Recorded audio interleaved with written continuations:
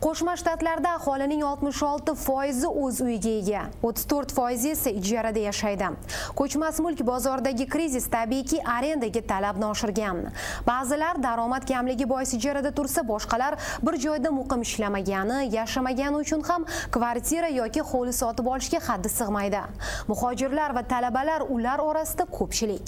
Odil Ro'zaliyev AQSh ijara bozoridagi bugungi ahvolga nazar tashlaydi.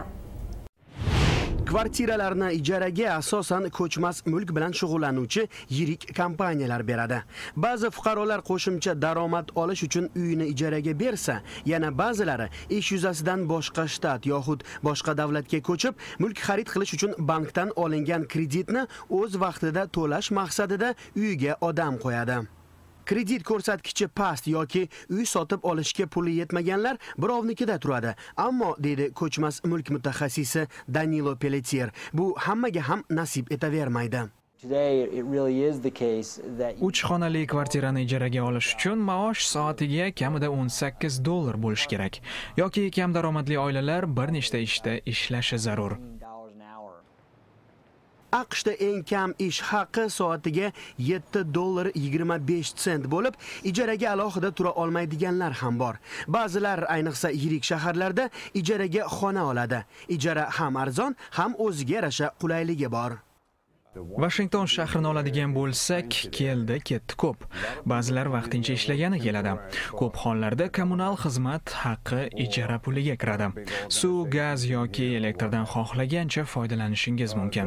Katta yo'llar hamisha tirband bo'lgani uchun hamma ishiga yaqin joyda yashashni istaydi. Shahar ichi va yaqinida uy qimmat. Shu sabab ko'plar arendaga turadi. Brent Pedersenning aytishicha, o'tgan asrning 60-yillarida 2 xonalik kvartira ijarasi oyiga $60 atrofida edi. Bugunga kelib, narxlar $800 dan $2000gacha. Majmuaning joylashuvi, taklif etilayotgan xizmat va qulayliklar, savdo markazi, tibbiy muassasa va maktabga uzoq yaqinligiga qarab arzon yoki qimmat bo'lishi mumkin. Uy sotib olishdan oldin kelajakda uni qiymati qanday bo'lishini chog'lash kerak. Boshqa joyga ko'chish kerak bo'lib qolsa yoki ishingizdan ayrilsangiz, uyni o'zingiz uchun jiddiy moliyaviy zararsiz sota olasizmi? Bundan tashqari kredit foizi, mulk solig'i, ta'mirlash xarajatlari, kommunal to'lovlar, bularning hammasini to'lashga majbursiz. Yozgul Odekova asli turkmanistonlik, AQShga 2001-yilda kelgan. Washington yaqinidagi Aleksandriya shahrida ijaraga beriladigan majmua ma'muri bo'lib ishlaydi. Из-за того, что апартмент-комплекс находится очень-очень близко к Вашингтону, здесь живет такое впечатление, что живет почти весь мир, люди со всего мира. Majmuamiz Washingtonga juda yaqin bo'lgani uchun bu yerda butun dunyo vakillari yashaydi.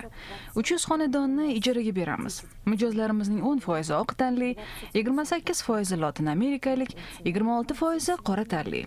Katta qismi Amerikaga yaqinda kelgan muhojirlar. AQShga kelgan muhojirlarning aksariyati Amerikadagi hayotini ijaradan boshlaydi. Albatta boy bo'lib, uy sotib olish uchun naqd puli bo'lmasa. Ijara haqidagi ma'lumotni ular gazeta yoki internetdan olishadi va ba'zida ko'chmas mulk mutaxassislari ularga yordam berishadi. Muhojirlar yaxshiroq ish topa olmaguncha ba'zida hattoki xonani ijaraga oladi. Asli kongolik Yanik, boyib ketsam albatta uy sotib olaman deydi. Agar imkoniyatlar kengayib ishim yurishib ketsa, bu yerdan ko'chib ketaman. Ammo hozircha ko'rpaga qarab oyoq uzatishga majburman. Davlat kam daromadli oilalarga uy-joy masalasida turli yordam dasturlarini taklif etadi.